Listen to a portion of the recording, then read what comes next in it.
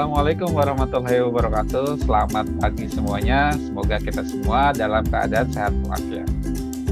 Baik teman-teman, pada kesempatan kali ini saya akan menyampaikan atau berbagi atau sharing mengenai bagaimana cara melihat acceptance rate dari suatu jurnal. Mungkin teman-teman bisa searching terlebih dahulu mengenai apa itu acceptance rate dari suatu jurnal. Intinya acceptance rate itu adalah seberapa persen suatu paper atau suatu artikel itu, kasarnya ya, ini definisi kasarnya. Mungkin teman-teman nanti bisa lebih bisa lebih pahami lagi atau lebih cari lagi informasi mengenai hal ini di lain kesempatan. Intinya adalah acceptance rate itu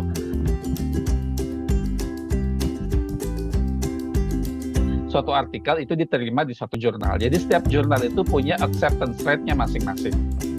Nah, baik, pada kesempatan kali ini saya akan menyampaikan bagaimana cara melihat acceptance rate dari masing-masing jurnal. Oke, mari kita lihat.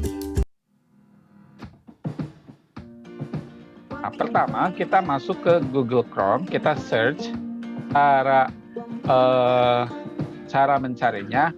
Mungkin di sini saya akan mendemokan atau mempraktekkan untuk mencari acceptance rate dari jurnal-jurnal di bawah Elsevier ya. Langkah pertama kita buka website, judulnya itu Find Journal Elsevier.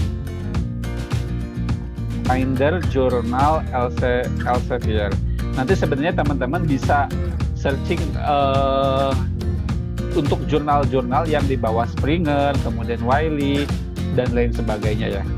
Nah, untuk sekarang saya akan coba di Elsevier terlebih dahulu karena ini lebih gampang sebenarnya dan lebih beragam jurnalnya. Di sini ada journalfinderelsevier.com. Kita masuk ke sini. Kemudian, di sini sebenarnya Finder Journal itu dibuat tujuannya untuk untuk mencocokkan artikel kita. Jadi ketika kita punya artikel, kemudian kita mau submit kemana, kita masih bingung. Nah, teman-teman bisa gunakan fasilitas ini ya, gunakan fasilitas Journal Finder dari Elsevier ini. Yang data yang bisa dimasukkan itu berupa paper title, kemudian paper abstract, keywords, kemudian ada field research. Field research ini teman-teman bisa setting baik itu sosial ataupun science gitu ya. Nanti kita bisa setting sendiri. Nah, di sini saya akan coba contohkan, misalnya untuk paper title. Karena kebetulan saya concern di baterai ion lithium, jadi saya coba searching untuk material baterai ion lithium ya. Misalkan material energy storage, misalkan energy storage material. Nah, di sini energy storage material untuk paper title-nya ini karena bukan abstrak ya. Kita anggap seperti ini ya. Kemudian karena abstrak, di sini perlu abstrak sebenarnya ya. Nah, untuk abstrak, kalau teman-teman masih belum menyiapkan abstrak, mungkin teman-teman bisa ketik dengan kata yang sama di atas ini ya.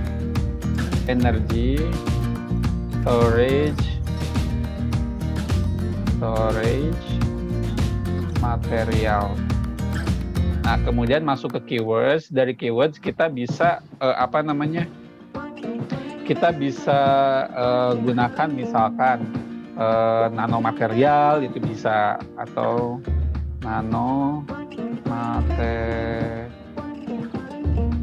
nanomaterial boleh.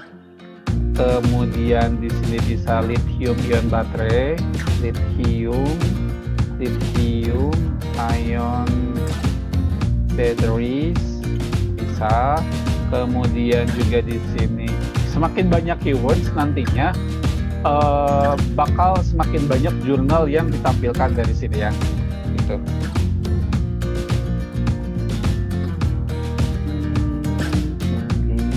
Oke. Bentar, ini masih apalagi ya, misalkan material,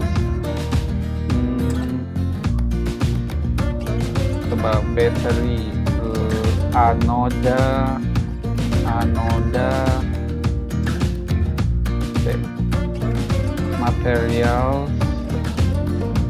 material, sorry, kita masukkan anode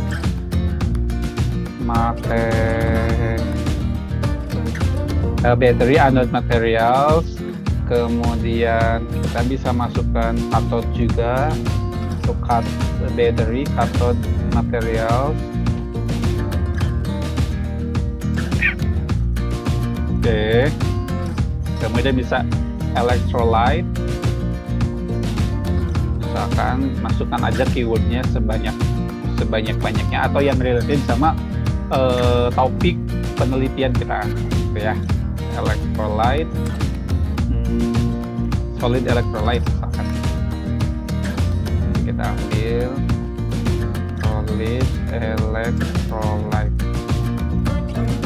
solid electrolyte interface, solid material. Oke, cukuplah segini. Nah, kemudian field research-nya kita bisa ambil, sebenarnya ini hanya untuk menspesifikan aja ya. Jadi kalaupun teman-teman dari sini judulnya udah cukup spesifik, mungkin ini juga sudah cukup gitu ya. Atau kalau jika mau memilih ya pilihlah yang sesuai. Misalkan saya ambil dari apa ini? Fisik energi. Oke, kita nggak ambil aja deh biar semua bidang masuk.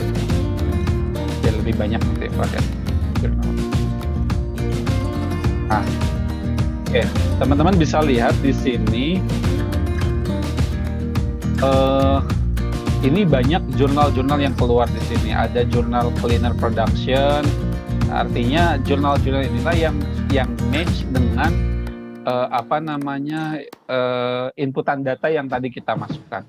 Kita ambil contoh ini, ada materials today energy.